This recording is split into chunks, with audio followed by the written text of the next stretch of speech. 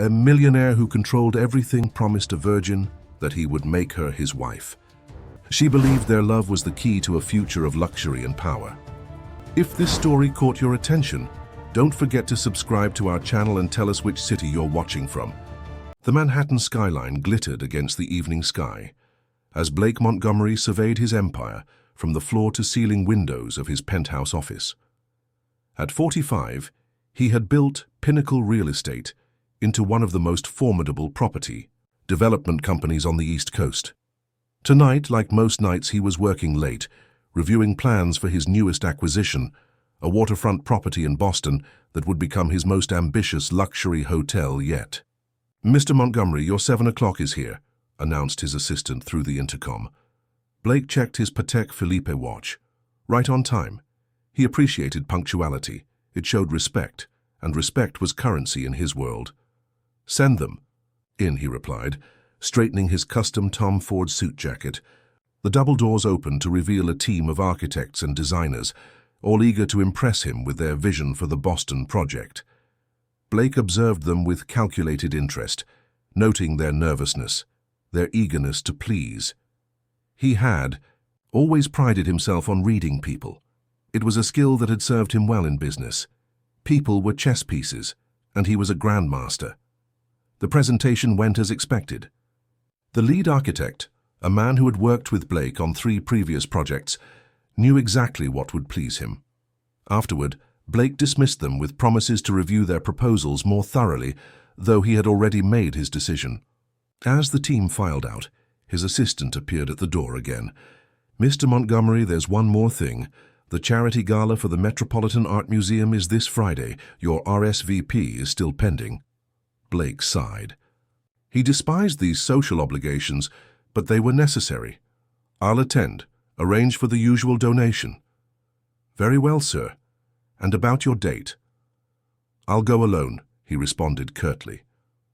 Once his assistant left, Blake returned to the window. Below him, New York City pulsed with life. People rushing home to families, to lovers, to lives filled with emotional connections he had long ago decided were unnecessary distractions. Love was for the weak, for those who couldn't stomach the solitude that came with real power. His phone rang, interrupting his thoughts. It was Richard Pearson, his oldest business partner, and perhaps the closest thing he had to a friend, though Blake would never use that term. "Richard," he answered. "What do you need?" "Blake, you old shark, just checking if you're coming to the museum gala. I've got some people I want you to meet, potential investors for that new development in Chicago." "I'll be there, though you know how I feel about these events," Richard laughed. "All business and no play makes Blake a dull boy. You might actually enjoy yourself if you tried. Who knows? You might even meet someone interesting." Blake scoffed. "The last interesting woman I met tried to get me to fund her sister's startup. These events are just opportunities for people to ask for money or connections. Not everyone has an agenda, Blake. Some people actually attend these things for pleasure." "Everyone has an agenda, Richard. Some are just better at hiding it than others." After ending the call, Blake gathered his things and headed to the private elevator that would take him to his waiting car. His driver, Marcus, had been with him for over a decade, one of the few constants in Blake's life. "Home, sir?" Marcus asked as Blake settled into the back seat.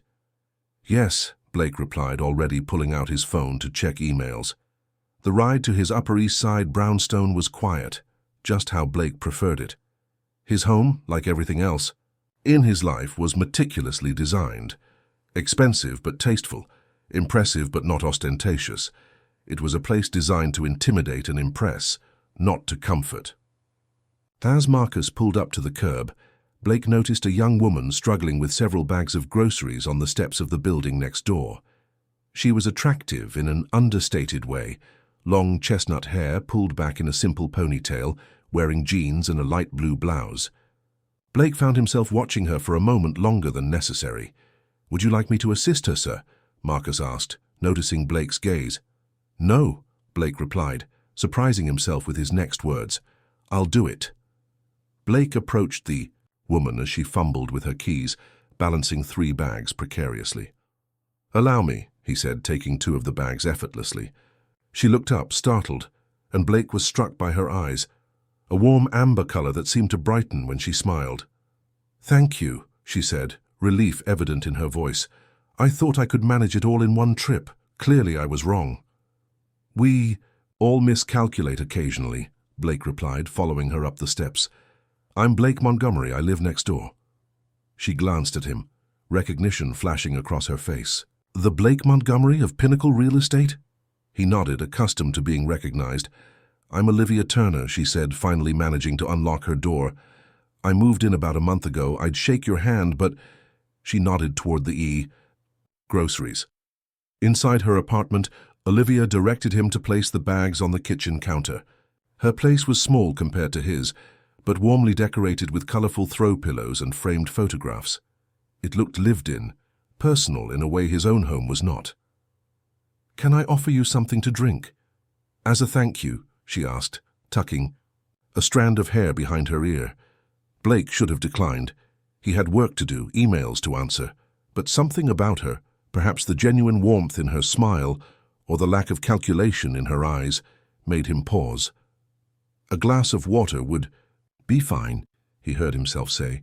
As Olivia bustled around her small kitchen, putting away groceries and filling a glass for him, Blake found himself studying her. She was probably in her early 30s, significantly younger than him. She moved with an easy grace, and he noticed she wasn't wearing any expensive jewelry or designer clothes. There was a refreshing simplicity about her. "So," she said, handing him the water, "what's it like being a real estate mogul? Is it as exciting as it sounds in the business magazines?" Blake took a sip before answering. "It has its moments, though I suspect the magazines exaggerate. I wouldn't know, I'm just a humble art teacher at Eastside Elementary," she said with a slight smile. "Not exactly the high-stakes world of Manhattan real estate." An art teacher. It explained the paint stains he now noticed on her fingers, the colorful, eclectic decor of her apartment. She lived in a world entirely different from his, a world of creation rather than acquisition. "Art teacher," he echoed. "That must be fulfilling." Olivia laughed, a genuine sound that surprised him. "You say that like you're not quite sure if it could be. But yes, it is. There's something magical about watching children discover their creativity." Blake couldn't remember the last time he'd found anything magical. His world was calculated risks and strategic moves, not wonder or discovery. Their conversation continued, surprisingly easy despite their different backgrounds. Blake found himself telling her about the Boston project, and she listened with genuine interest, asking intelligent questions that showed she was paying attention. When he finally glanced at his watch, Blake was shocked to see that nearly an hour had passed. "I should go," he said, setting down his now empty glass. "I have some work to finish before tomorrow." "Of course," Olivia replied, walking him to the door. "Thank you again for the help with the groceries." At the threshold, Blake turned to her. "There's a charity gala at the Metropolitan Art Museum this Friday. Would you care to join me?" The words surprised him as much as they seemed to surprise her. Blake Montgomery didn't invite strangers to events, especially not art teachers with paint-stained fingers and no connections to offer. Olivia's eyes widened slightly. "Me? Are you sure? I mean, I don't exactly run in those circles." "That's precisely why I'm asking," Blake said, realizing it was true. "It might be refreshing to attend with someone who isn't there to network or make business deals." A smile slowly spread across her face. "All right, Mr. Montgomery, I'd be honored to accompany you." "Blake," he corrected her. "And the honor is mine, Olivia." As he walked the short distance to his own home, Blake questioned his impulsive invitation. Olivia Turner didn't fit into his world. She wasn't wealthy or connected or particularly sophisticated, yet there was something about her unguarded smile and genuine manner that intrigued him. Perhaps Richard was right. Perhaps he needed something, or someone, different in his life. But as he entered his perfectly appointed, emotionally sterile home, a more calculating thought occurred to him. Olivia Turner, with her wide-eyed sincerity and evident admiration, might be an amusing diversion, a temporary escape from the cold efficiency of his normal existence. A game of sorts to see how someone so seemingly guileless would react to his world. Yes, Blake decided as he poured himself a scotch. That's all this was, a game. And games were something Blake Montgomery always won. The Metropolitan Art Museum gleamed like a jewel box, its grand entrance illuminated by spotlights. As New York's elite arrived in a parade of limousines and luxury cars, Olivia stood before her bathroom mirror, hardly recognizing herself in the emerald green dress she'd splurged on for the evening. It had cost nearly a month's salary, but the opportunity to attend such a prestigious event, and with someone like Blake Montgomery, seemed worth the expense. Her phone buzzed with a text. Car waiting outside Humantaindanchi. Olivia took a deep breath, grabbed her small clutch purse, and headed downstairs. Outside, a sleek black Bentley idled at the curb, Marcus holding the door open for her. "Good evening, Miss Turner," he greeted her with a professional nod. Inside the car, Blake looked impeccable in a black tuxedo, his strong features accentuated by the vehicle's subtle interior lighting. "You look beautiful," he said, his eyes appraising her, with evident approval. "Thank you," Olivia replied, suddenly feeling self-conscious. "I hope I'm not underdressed?" Blake's lips curved into a slight smile. "You'll be the most authentic person there, which makes you the most interesting by default." The ride to the museum was short, but filled with a tension Olivia couldn't quite define. Blake briefed her on some of the people they might encounter: art collectors, business associates, politicians seeking donations. His world was a complex web of power and influence, so different from her classroom of finger paints and construction paper. "Just be yourself," Blake advised as they approached the museum. "That's why I invited you." The gala was more opulent than anything Olivia had ever experienced. The great hall had been transformed into a dining space with dozens of round tables, adorned with elaborate floral arrangements. Waiters glided between guests carrying champagne flutes and hors d'oeuvres on silver trays. The air hummed with conversation, punctuated by occasional bursts of practiced laughter. Blake guided her through the crowd with a hand lightly pressed against her lower back. He introduced her to various people, names Olivia recognized from newspapers and magazines, faces she'd seen on television. To her surprise, she found herself enjoying their company. Behind the wealthy facades were people with passions and interests, not so different from her own. "Blake, my friend," a hearty voice cut through the crowd. A tall man with silver-streaked dark hair approached them, clapping Blake on the shoulder. "And who is this enchanting creature?" "Richard Pearson, meet Olivia Turner," Blake said. "Olivia teaches art at Eastside Elementary." Richard's eyebrows rose slightly. "An art teacher? How wonderfully refreshing." He took Olivia's hand and kissed it with theatrical gallantry. "I'm sure you have far more interesting conversations than we business drones." "Richard is my oldest business partner," Blake explained, "and occasional thorn in my side." Richard laughed. "Someone has to keep you human, Blake." He turned to Olivia. "Has he shown you his collection yet? Our Blake here has one of the finest private collections of contemporary art in the city." "No, he hasn't mentioned it," Olivia replied, looking at Blake with surprise. "It's not something I advertise," Blake said, his tone suddenly cooler. Richard winked at Olivia. "He prefers people to think he's all business, no culture, ruins his shark reputation." A waiter passed by, and Richard snagged 2 champagne flutes, handing them to Blake and Olivia. "Now, if you'll excuse me, I see," the mayor's wife looking bored, "perfect opportunity to discuss that zoning issue." He disappeared into the crowd with a wave. Olivia sipped her champagne, studying Blake. "A secret art collector? That seems inconsistent with the ruthless businessman image." Blake's expression remained unreadable. "We all contain contradictions, Olivia. I appreciate beauty and creativity. I simply don't let it interfere with business." As the evening progressed, Olivia noticed how differently Blake interacted with various guests. With potential investors, he was charming and attentive. With competitors, he was cordial but reserved. With those he deemed unimportant, he was politely dismissive. It was a carefully choreographed performance, and Blake was a master at it.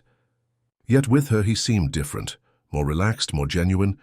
At dinner, seated at a table with a museum curator, a famous architect and several wealthy patrons, Blake actually laughed at her stories about her students' artistic interpretations. His hand occasionally brushed against hers, and each touch sent a thrill through her body. After dinner came the auction, artwork donated by prominent artists to benefit the museum's educational programs. Olivia watched in awe as paintings sold for hundreds of thousands of dollars, more money than she would see in a decade of teaching. "See anything you like?" Blake whispered in her ear, his breath warm against her skin. Olivia pointed to a small, watercolor landscape. "That one. It reminds me of where I grew up in Vermont." Blake nodded, saying nothing.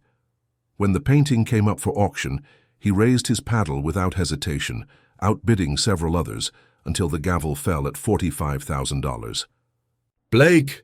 Olivia gasped. "What are you doing?" He shrugged as if the amount were inconsequential. "You liked it."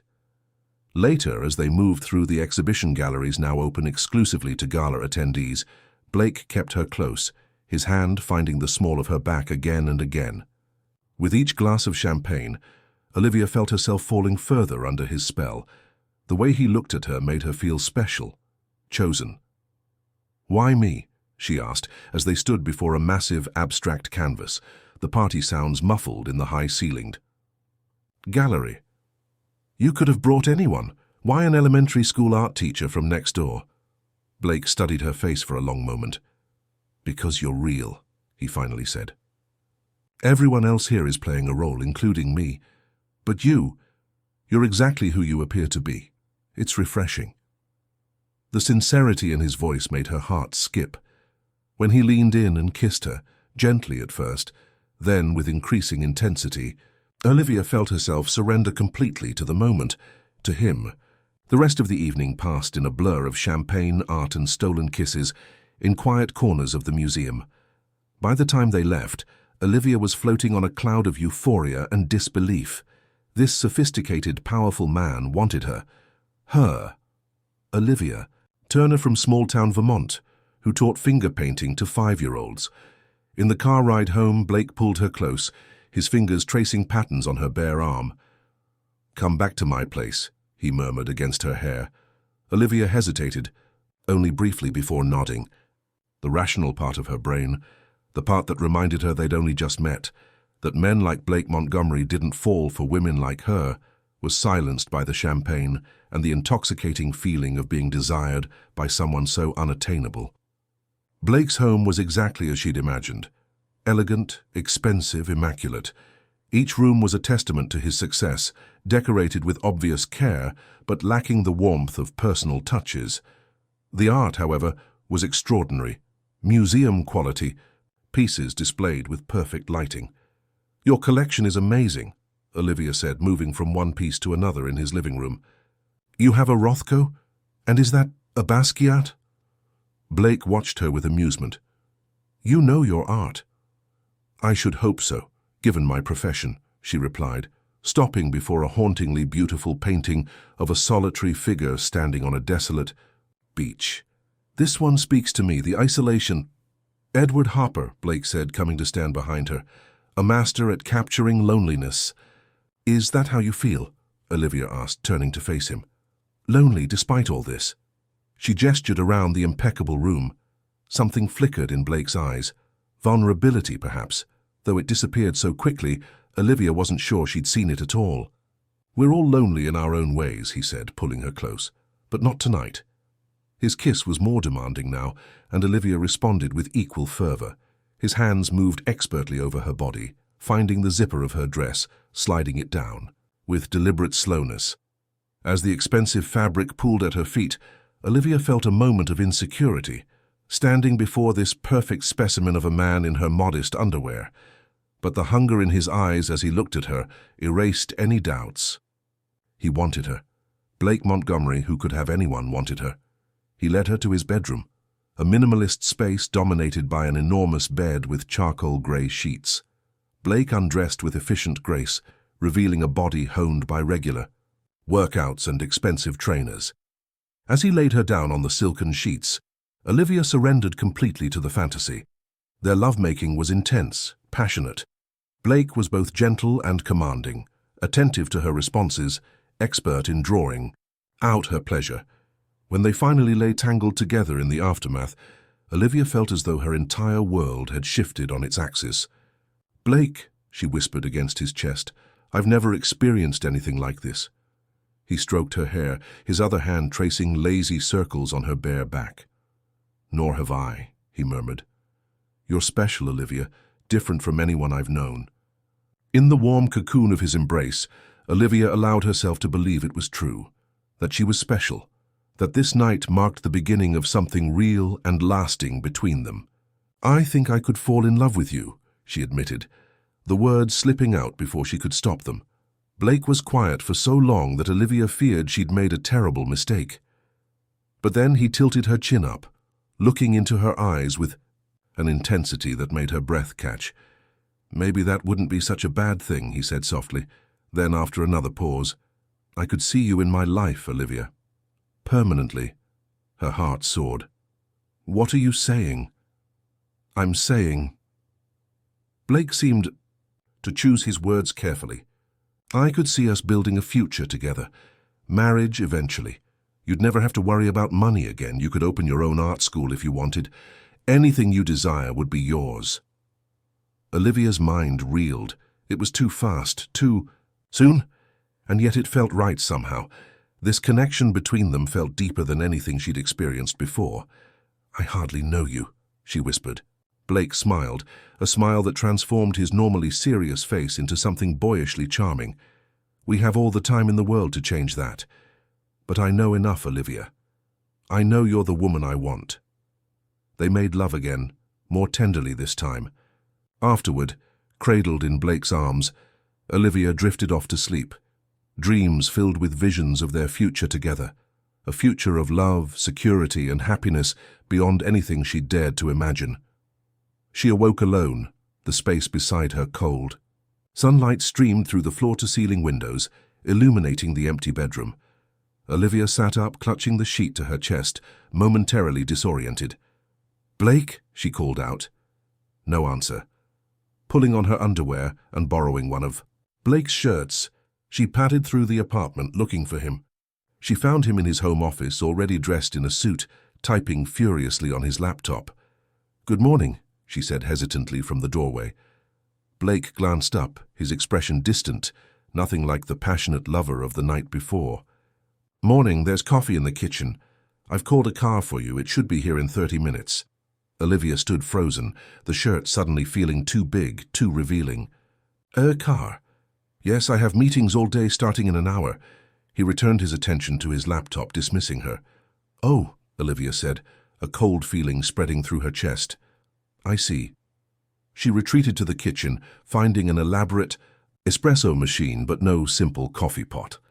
After fumbling with the unfamiliar buttons, she managed to brew herself a cup, her hands shaking slightly. What had happened to the man who'd whispered promises of a future together? Who'd looked at her as if she were the most precious thing in his world? Had it all been the champagne, a practiced seduction he performed with every woman he brought home?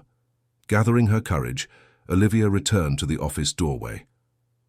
"Blake, about last night." "What about it?" he asked without looking up. "You said things. About us. About a future." Her voice grew smaller with each word. Now he did look up, his expression mildly annoyed. "Olivia, surely you understand the difference between pillow talk and reality?" The words hit her like a physical blow. "Pillow talk?" "Look," he said, his tone softening slightly, though his eyes remained cold. "Last night was wonderful. You're a beautiful woman and we had fun, but let's not make it into something it wasn't." Tears welled in Olivia's eyes. Anger flared hot and sudden. Was this his idea of making amends? Did he think he could buy his way out of treating her like a disposable plaything? Or worse, was this some kind of payoff, compensation for services rendered? Olivia stared at the beautiful landscape, seeing now not the reminiscence of her childhood home, but a symbol of Blake's arrogance. Everything could be purchased in his world: art, loyalty, affection, even forgiveness, apparently. She picked up her phone and, before she could talk herself out of it, dialed the number Blake had given her the night of the gala. It went straight to voicemail. "Blake, it's Olivia. I received the painting. I don't want it." I don't want anything from you. Please arrange to have it picked up." She ended the call, her hands still shaking but her resolve strengthening. She would not be another acquisition in Blake Montgomery's collection. The next day, as Olivia was leaving work, a sleek, black Audi pulled up beside her on the street outside Eastside Elementary. The window rolled down to reveal Richard Pearson, Blake's business partner from the gala. "Miss Turner," he called, "may I offer you a ride?" Olivia hesitated. "I don't think that's a good idea, Mr. Pearson." "Please call me Richard, and I assure you, my intentions are purely conversational. I'd like to talk to you about Blake." Curiosity warred with caution. "What about him?" "Let's just say there's more to the story than you know." Richard leaned over and opened the passenger door.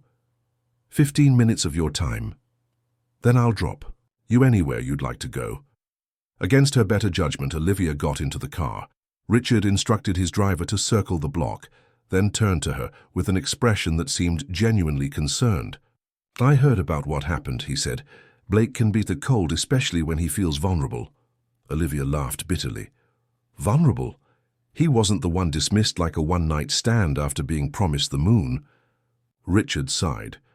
"No, but he might have been the one terrified by how much he meant what he said." "What are you talking about? Blake doesn't let people in, Olivia, not since Caroline." "Caroline?" Richard studied her for a moment, as if deciding how much to reveal. "His wife, ex-wife, rather. They were college sweethearts. She was the only person he ever truly opened up to." Olivia felt a chill run down her spine. "What happened?" "She left him. For his biggest competitor." Richard's expression darkened, but not before she shared some of Blake's more confidential business strategies with her new lover. "Blake nearly lost everything. The company was saved, but I'm not sure the man ever recovered." "That's terrible," Olivia said softly, trying to reconcile this new information with the Blake she had experienced, both the charming seducer and the cold businessman. "But it doesn't excuse how he treated me." "No, it doesn't," Richard agreed. "Nothing excuses that, but it might explain it. Blake built walls around himself after Caroline, impenetrable ones. Until you." Olivia scoffed. "Me? I was just a game." "To him, a diversion." "Is that what you think?" Richard's gaze was penetrating. "Blake Montgomery doesn't bring diversions to high-profile charity galas. He doesn't introduce them to his business associates, and he certainly doesn't buy them $45,000 paintings because they remind them of home." Confusion swirled through Olivia's mind. "Then why? Why did he push you away the next morning?" Richard finished for her. "Because you scared him, Olivia. You made him feel something real, and real feelings are dangerous in Blake's world." The car had completed its circuit and was now idling outside her apartment building. Olivia sat in silence, trying to process everything Richard had told her. "What do you want from me, Richard? Why are you telling me all this?" He smiled, but it didn't reach his eyes. "Let's just say I care about Blake, despite his many flaws. He's different since meeting you, distracted, irritable. He's making mistakes in business that the old Blake would never make. And that concerns you because we have several major deals in progress and I need Blake at his best." Richard handed her a business card. "Think about what I've said, and if you ever want to talk more about Blake, about who he really is beneath that cold exterior, call me." Olivia took the card, still uncertain of Richard's true motives. "So all those things you said about me being special, about marriage, that was just to get me into bed?" Blake sighed, checking his watch. "I have a conference call in 15 minutes. Your car should be here soon. You can get dressed in the bedroom." Olivia stood there, humiliation and anger warring within her. She had been so naive, so foolish to believe that someone like Blake Montgomery could genuinely care for someone like her. It had all been a game to him, a diversion, nothing more. She returned to the bedroom and put on her emerald dress from the night before, a dress that now felt like a costume, a pathetic attempt to belong in a world that would never accept her. As she gathered her things, tears streamed down her face, unchecked. In the living room, Blake was waiting by the door, her coat draped over his arm. His face was a mask of polite indifference. "Your car is here," he said, holding out her coat. Olivia took it without meeting his eyes. "Thank you for a lovely evening," she said, her voice brittle with unshed tears. It was what her mother had taught her. Always be polite, even when others weren't. Blake nodded. "Take care, Olivia." As the door closed behind her, Olivia felt something inside her shatter. The fairy tale had ended, not with a happily ever after, but with the cruel light of day revealing all the lies and illusions she'd so eagerly embraced. In the car, she finally allowed herself to break down completely, sobs racking her body all the way home. The driver, to his credit, pretended not to notice, keeping his eyes fixed on the road ahead. By the time they arrived at her building, Olivia had cried herself out. A hollowness had replaced the pain, a numbness that was almost worse. She thanked the driver and walked up the steps to her apartment, aware of how ridiculous she must look. Woman in an evening gown at 10 in the morning. Mascara streaked down her face, hair disheveled. Inside her apartment, with its cheerful colors and modest furnishings, Olivia caught sight of herself in the hallway mirror. Her eyes were red and swollen, her lipstick smeared, her hair a tangled mess. But it was the expression on her face that stopped her, a mixture of devastation and dawning realization. She had allowed herself to be used. She had willingly participated in her own humiliation because she'd wanted so desperately to believe in the fantasy that someone like Blake Montgomery could see her as an equal, as worthy of his love and respect. As Olivia peeled off the now wrinkled dress, she made herself a promise. This would not break her. Somehow, some way, she would find the strength to transform this humiliation into something else. Something that would make Blake Montgomery regret the day he treated her as just another conquest in his game of power. 2 weeks had passed since that humiliating morning in Blake's penthouse. 14 days of Olivia, alternating between tears, rage, and a determination to forget the entire episode. She had called in sick to work for 3 days, unable to face the cheerful chaos of her classroom, while her heart felt like a battlefield of shattered dreams. But eventually the healing routine of teaching had pulled her back from the brink. The innocent enthusiasm of her students became her anchor as she struggled to rebuild her self-respect. She had seen Blake only once during that time, a glimpse of him entering his building as she was leaving for work.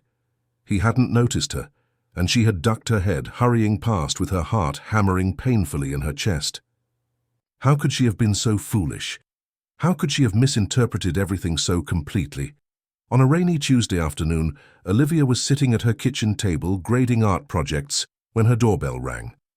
She wasn't expecting anyone, and, for a brief irrational moment, she thought it might be Blake, coming to apologize, to explain that it had all been a misunderstanding.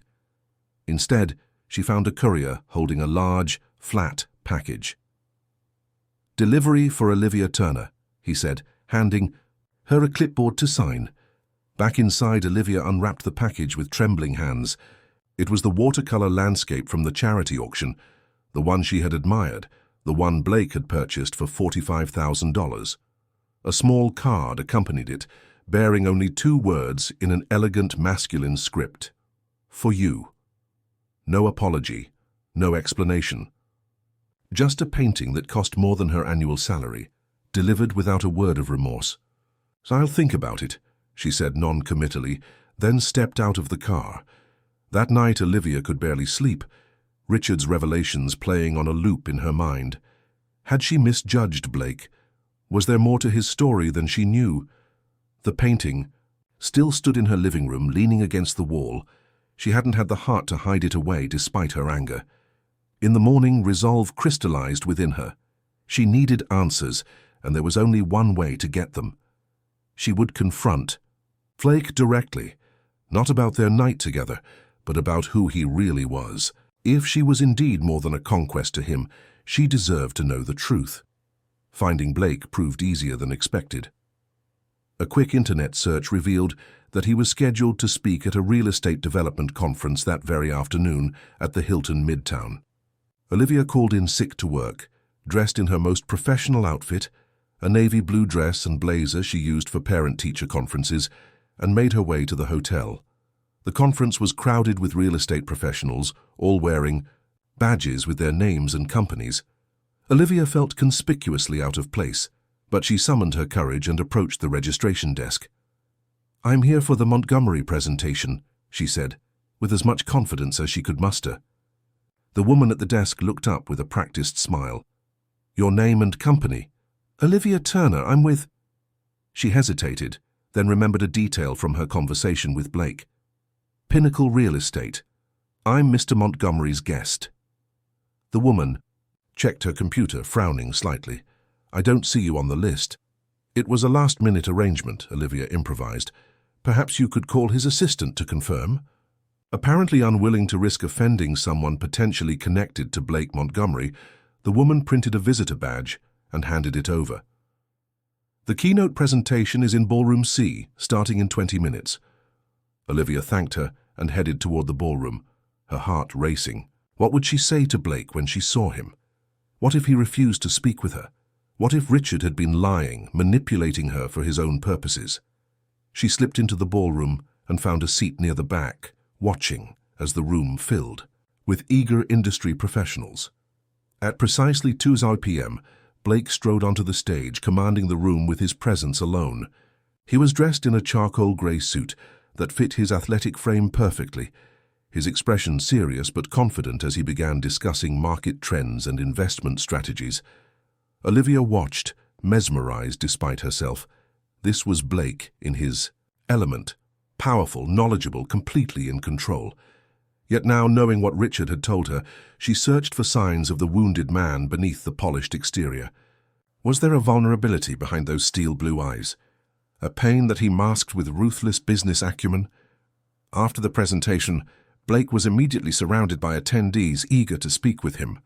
Olivia waited patiently at the edges of the crowd, gathering her courage. When the throng finally thinned, she approached him. "Blake." He turned, and for a brief moment, shock registered on his face before his features settled back into their usual composure. "Olivia, this is unexpected. We need to talk," she said quietly. "Privately." Blake glanced around at the few remaining attendees still hovering nearby. "My schedule is quite full today." "Make time," Olivia insisted, surprising herself with her boldness. "Unless you'd prefer I make a scene." A flicker of annoyance crossed his face, but he nodded curtly. "Fine, 20 minutes. There's a private lounge for speakers on the mezzanine level." In the elevator, they stood in tense silence. Blake maintained a careful distance between them, his posture rigid, gaze fixed on the floor numbers as they ascended.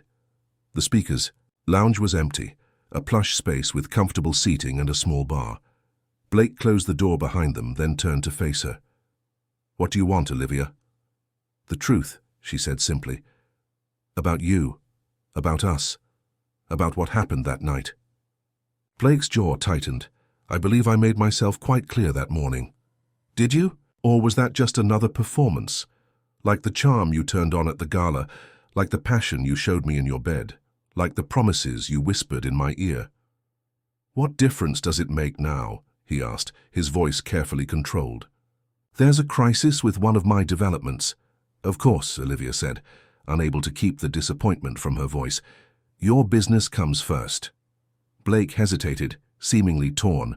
"Olivia, what I said, I meant it. But this situation requires my immediate attention." "That always will, won't it?" she asked softly. "There will always be a crisis, a deal, a meeting that takes priority." "That's my life," he said simply. "I can't change who I am."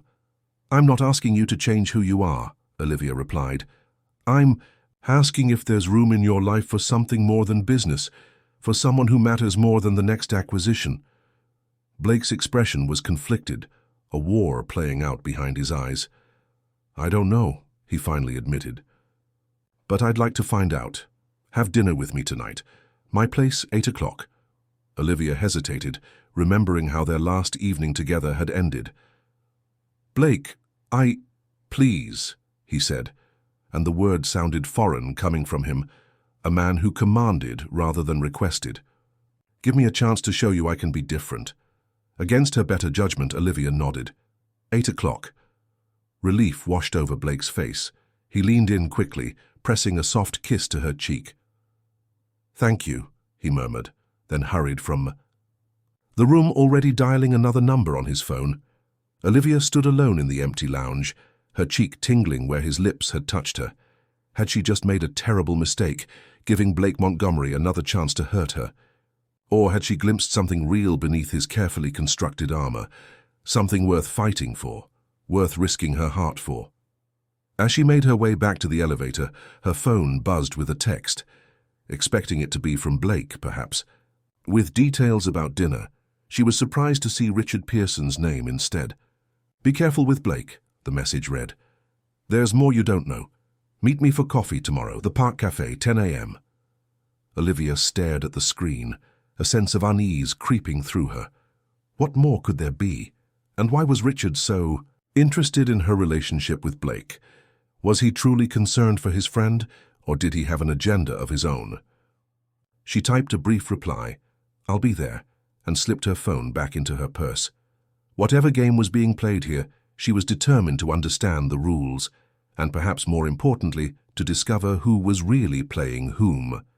The EW Park Cafe bustled with morning patrons, business people hunched over laptops, young mothers with strollers, tourists studying maps of the city.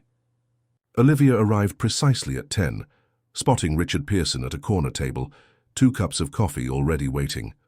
"Punctual," he commented as she slid into the seat across from him. "I appreciate that in a person." Olivia didn't waste time on pleasantries. "You said there's more I should know about Blake. I'm listening." Richard studied her for a moment, his expression calculating. "Did you see him yesterday after our conversation?" "Yes, we talked." "And we're having dinner tonight," Olivia admitted. "He seemed different, more open." Richard leaned back in his chair, stirring his coffee thoughtfully. "Blake can be very convincing when he wants something. It's what makes him such a successful businessman. You think he's manipulating me?" "I think Blake Montgomery doesn't know how to have a normal relationship," Richard replied carefully. "His interactions are transactional. Everything and everyone has a purpose, a use." Olivia felt a chill despite the cafe's warmth. "Including you?" Richard smiled thinly. "Touché, yes, including me. I've been useful to Blake for over 20 years, but I've also been watching him destroy himself slowly all that time, pushing away anyone who might actually care about him." "Like Caroline?"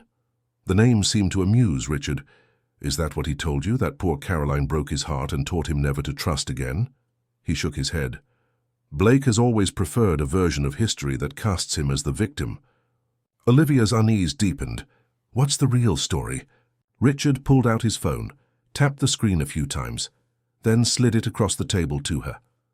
On the screen was a news article dated 15 years earlier. Montgomery Enterprises VP charged in financial scandal. Olivia scanned the article, quickly, her confusion growing. "This says Blake's father was accused of embezzlement and fraud. William Montgomery," Richard confirmed. "It's over." "It matters to me," Olivia said, stepping closer to him. "I deserve to know if any of it was real." Something flickered in Blake's eyes, a brief, unguarded moment that gave Olivia hope. But then the shutters came down again. "I apologize if I misled you," he said stiffly. "It was not my intention." "Richard told me about Caroline," Olivia said quietly. Blake's reaction was immediate and visceral, a flinch as if she'd physically struck him. "Richard had no right," he said, his voice dangerously low. "Maybe not, but he did me a favor. He helped me understand why you might push someone away if they got too close." Blake turned away, moving to the window that overlooked the bustling city below. For several long moments, he said nothing, his shoulders tense beneath his expensive suit. "What do you want from me, Olivia?" he finally asked, his voice softer now, almost weary. "Honesty," she replied. "Just once. No games, no manipulation. Tell me what that night meant to you." Blake remained silent, staring out at the city. When he finally spoke, his voice was so quiet Olivia had to strain to hear it. "It meant more than it should have." Olivia felt her heart stutter. "And that scared you?" He turned to face her now, his expression more vulnerable than she'd ever seen it. "You have no idea what my world is like, Olivia. The constant calculations, the negotiations, the power plays. Emotions are liabilities. Caring about someone gives them leverage over you. Is that all relationships are to you? Leverage? That's all they've ever been in my experience, he said bitterly, except once, and that nearly destroyed me. Caroline, Olivia murmured. Blake's face hardened at the name. She taught me a valuable lesson, one I've never forgotten. Until me? Olivia dared to hope. Something shifted in Blake's expression, a softening around the eyes, a tension leaving his shoulders. You were unexpected, different. I didn't know what to do with how you made me feel. So you pushed me away, Olivia said, understanding dawning. You treated me horribly to make sure I wouldn't come back. It seemed simpler that way, Blake admitted. Cleaner. For you, maybe. Olivia's voice caught on a sudden surge of emotion. Do you have any idea how much you hurt me? How worthless you made me feel? Genuine remorse flashed across Blake's face. I'm sorry, Olivia. Truly, I'm not good at this. At feeling things. At being vulnerable. Neither am I, she confessed, but I'm willing to try. The question is, are you? Blake stepped closer to her, close enough that she could smell his expensive cologne, could see the faint lines at the corners of his eyes, signs of stress, of weariness behind the perfect facade. I don't know how to be the man you deserve, he said softly. I'm not asking for perfection, Blake, just honesty, just effort. He reached out hesitantly, his fingers brushing her cheek. I can't promise I won't make mistakes, that I won't retreat. When things get too intense. I don't need promises, Olivia said, leaning slightly into his touch. I just need to know if what I felt between us was real, if there's something worth fighting for. Blake's hand cupped her face fully now, his touch gentle, almost reverent. It was real, he whispered, more real than anything I've felt in years, and that terrifies me. The admission hung between them, fragile and momentous. Olivia's heart raced with hope, with possibility, but before she could respond, Blake's phone buzzed insistently in his pocket. He ignored it at first, his eyes locked with hers, but it buzzed again and then again. With a muttered apology, he checked the screen. His expression changed instantly, hardening back into the businessman she'd first met. I have to take this, he said, already stepping away from her. It's about the Boston project. There's a situation. And just like that, the walls were back up. Olivia watched as Blake transformed before her eyes, his voice changing as he answered the call, becoming clipped and authoritative. The vulnerable man of moments ago vanished, replaced by the powerful CEO who let nothing and no one stand in his way. I understand, he was saying into the phone. Tell Harrison to hold off on signing anything until I get there. I'm on my way now. He ended the call and turned to Olivia with an expression that was both apologetic and distant. I have to go. Real ones, not convenient half-truths or charming deflections. He studied her for a moment, then nodded toward the living room. Let's sit. As they settled onto the leather sofa, Olivia noticed subtle changes in the room since her last visit. Photos had appeared on surfaces that had previously been bare. Blake with an older couple who must be his parents, Blake receiving some kind of business award, Blake on a sailboat with Richard Pearson. Small humanizing touches in a space that had seemed designed to impress rather than comfort. I had an interesting conversation with Richard this morning, Olivia began, watching Blake carefully. He told me about Caroline, the real story. Blake's expression hardened instantly, confirming at least part of Richard's account. Richard should mind his own business. Is it true? Olivia pressed. Did you set her up to take the blame for your father's crimes? Blake set his wine glass down with controlled precision. It's more complicated than that. Then explain it to me. For several long moments, Blake was silent, his internal struggle visible in the tension of his jaw, the way his fingers gripped the arm of the sofa. When he finally spoke, his voice was low, almost distant, as if recounting events that had happened to someone else. My father built Montgomery Enterprises from nothing. He was a titan, a legend in the industry, and he was extremely clear about what was expected of me as his son and heir. Blake's eyes met hers, challenging. Do you know what it's like to grow up knowing that nothing you do will ever be good enough? That every achievement is merely the baseline expectation? That doesn't justify... I'm not justifying anything, Blake interrupted. I'm trying to explain. When Caroline came to me with what she'd found, I was 28 years old and desperate for my father's approval. The idea of exposing him, of bringing down everything he'd built, everything that was supposed to be my legacy, was unthinkable. "So you sacrificed your wife instead," Olivia said quietly. Blake flinched. I told myself it was business, not personal, that she'd known what kind of family she was marrying into, that her loyalty should have been to me, not some abstract concept of corporate ethics. His voice grew bitter. I rationalized it perfectly, and then I watched as they led my father away in handcuffs, as everything he'd built crumbled around us, the great William Montgomery exposed as a fraud. "And you rebuilt the company," Olivia said, "as Pinnacle Real Estate." Blake nodded, a hint of pride cutting through the regret in his expression. "From the ashes. I did what my father couldn't. I built something lasting, something legitimate." "Did you?" Olivia challenged. "Richard seems to think you're following in your father's footsteps. The Boston Project?" Blake's expression darkened.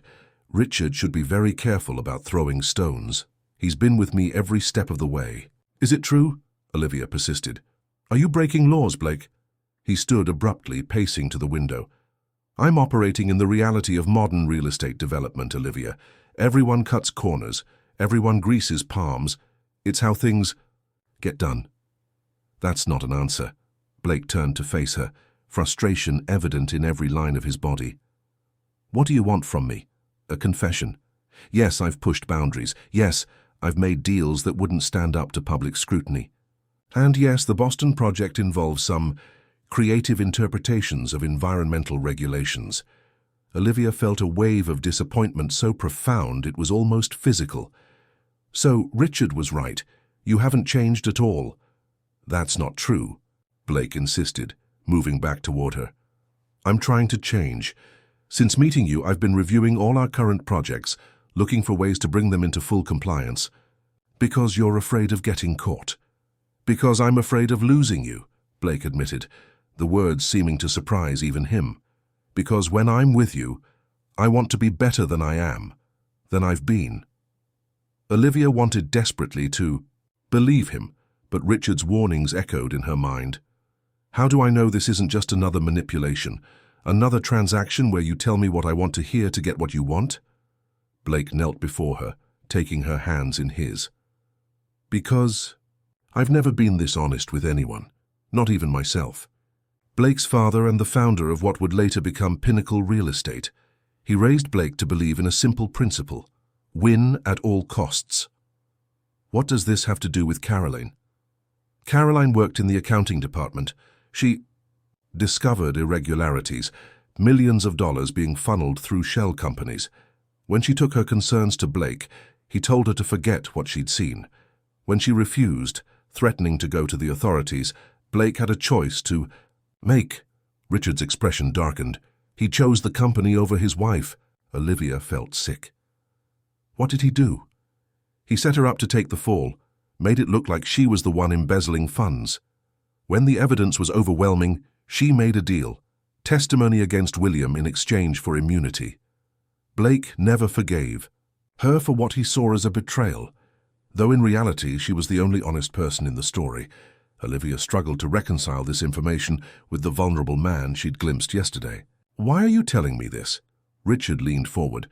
"Because history has a way of repeating itself at Pinnacle. Blake learned from his father's mistakes. He's more careful, more sophisticated in his methods, but he's still cutting corners, still operating in grey areas of the law." "You're his business partner," Olivia pointed out. "If what you're saying is true, you're complicit." "I've tried to steer him toward legitimacy for years," Richard said, a note of weariness in his voice. "But Blake is stubborn. The Boston Project is the latest example. He's pushing through permits using connections, bypassing environmental regulations. If it comes to light, when it comes to light, there will be consequences." "And you think I'll be collateral damage?" Olivia concluded. "That's why you're warning me." Richard's expression softened. "Blake doesn't get close to people, Olivia. The fact that he's let you in even a little means something. I think you could be good for him, but I also think you should know exactly who he is before you get any deeper. You care about him, Olivia realized, despite everything.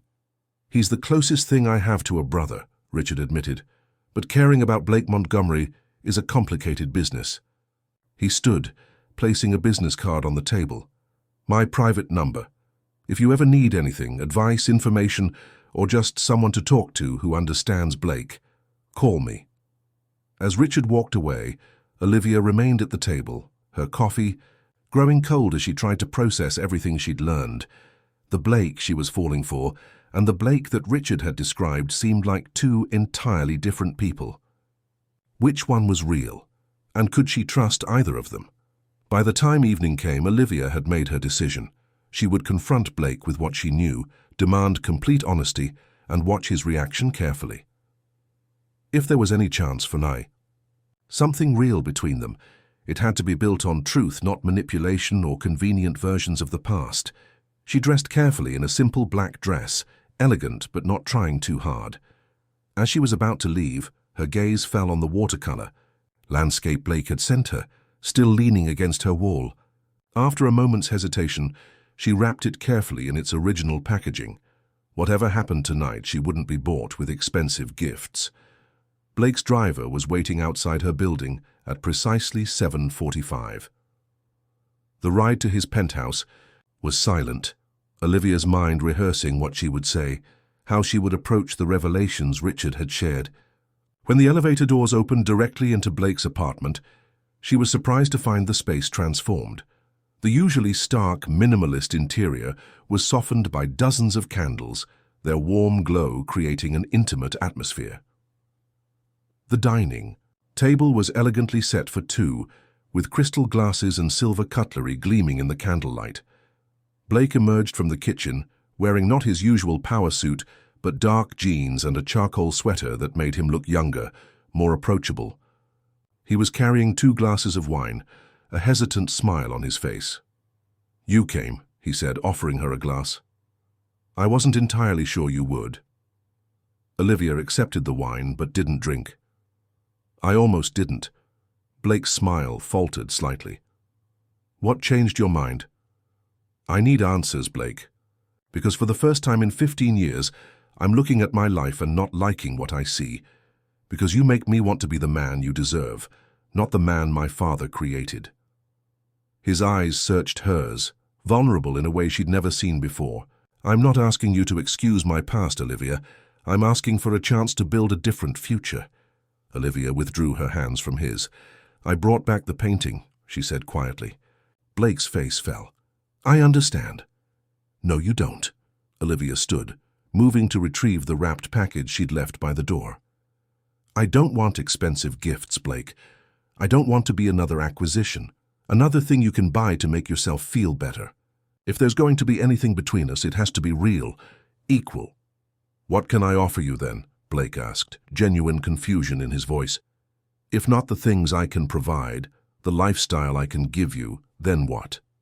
"Honesty," Olivia said. "Simply, vulnerability, partnership, love maybe someday, but not possession, never that." Blake was silent for a long moment, seemingly struggling with a concept entirely foreign to his worldview. "I don't know if I know how to do that," he finally admitted, "but I want to learn." Before Olivia could respond, Blake's phone rang.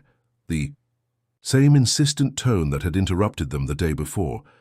Blake glanced at it, then, to Olivia's surprise, silenced it without answering. "That's probably about the Boston project," he said. "It can wait." The simple gesture, choosing her over business even momentarily, touched Olivia more than any grand romantic gesture could have. She set the painting down and moved toward him. "You're going to have to do more than just ignore phone calls. Blake, you're going to have to make real changes in your business practices, in how you treat people, in how you see the world." "I know," he said, reaching for her hand, "and I will. Starting with Boston. Tomorrow morning, I'll instruct our legal team to resubmit all permits following every regulation to the letter, even if it delays the project by months. And the other projects, the other creative interpretations? One by one," Blake promised. "It won't happen overnight. Some deals are too far along to unwind completely. But going forward, Pinnacle will operate differently.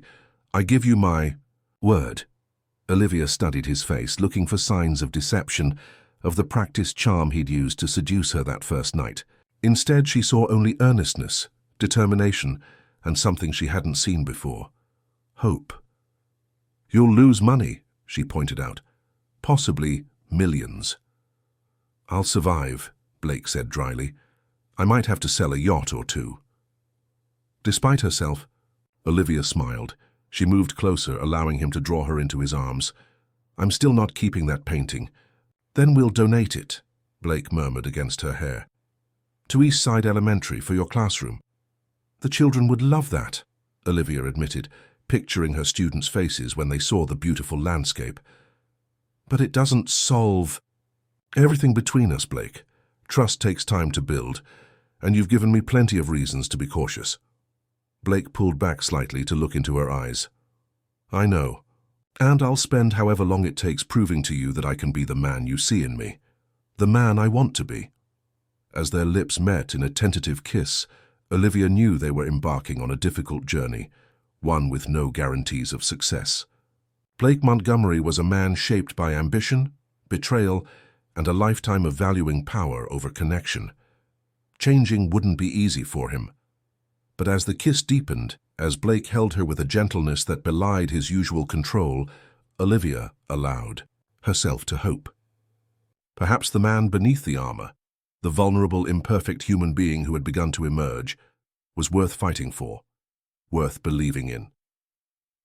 3 months later, Olivia stood in the sunlit atrium of the newly renovated East Side Elementary Art Wing, a renovation funded entirely by Blake Montgomery, though he had insisted his name appear nowhere on the building.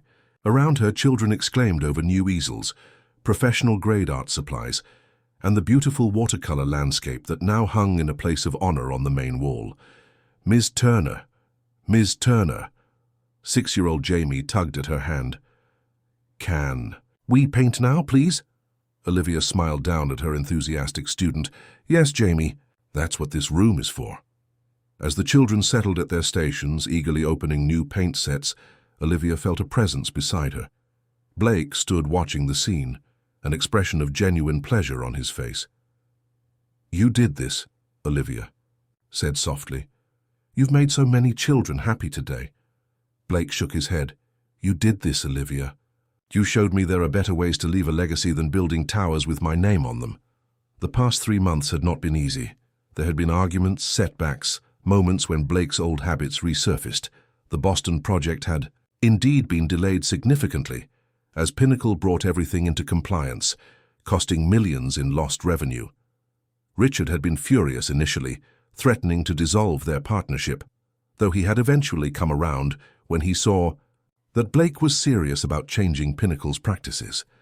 Most difficult had been Blake's struggle to truly open himself emotionally. Years of seeing relationships as transactional couldn't be undone overnight.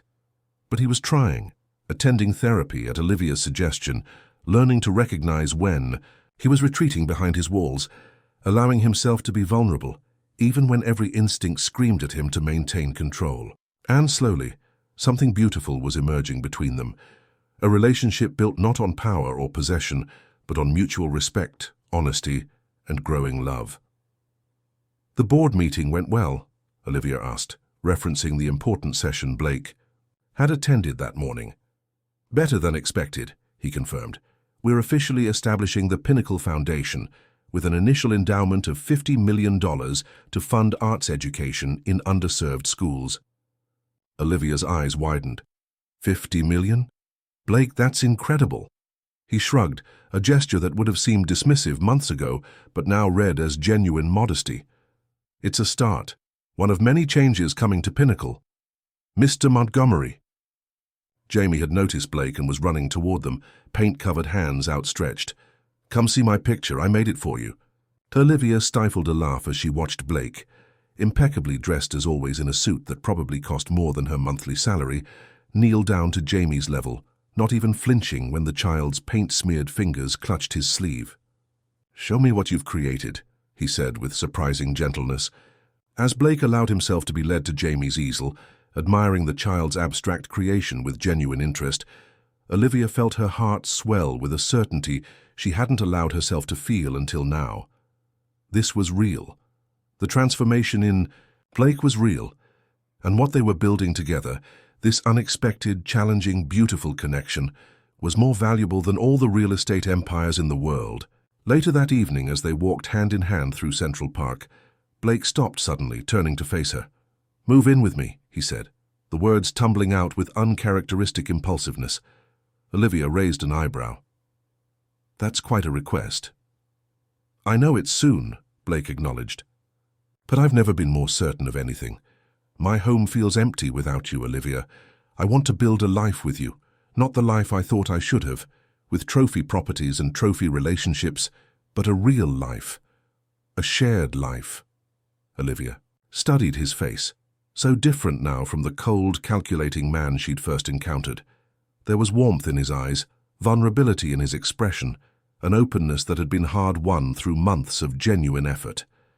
"On one condition," she said finally. "Name it.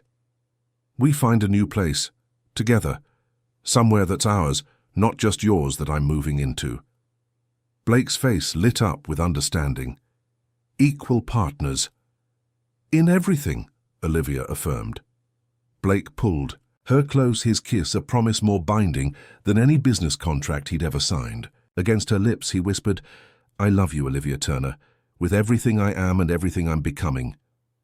As the sun set over the Manhattan skyline, casting golden light across the park, Olivia knew that their story was just beginning. There would be challenges ahead, moments when Blake's past threatened to overshadow their future, times when the man he had been warred with the man he was striving to become. But standing there in his arms, Olivia felt something she'd never expected, to find with Blake Montgomery faith. Faith in his capacity for change. Faith in the strength of what they were building together. Faith that sometimes, even in a world where everything seemed transactional, true redemption was possible, and that was worth more than all the power, all the wealth, all the control in the world. Did you enjoy the story of Blake and Olivia? Their journey from manipulation to genuine love shows us that true redemption is possible when we open ourselves to vulnerability and honesty. If you connected with their emotional transformation, we've created a special playlist featuring similarly captivating stories about love and redemption. You'll find it by clicking the link to your left. Don't forget to subscribe to our channel and hit the like button if this story moved you. Every day we bring you unique narratives that explore the complexities of human relationships. Share your thoughts in the comments section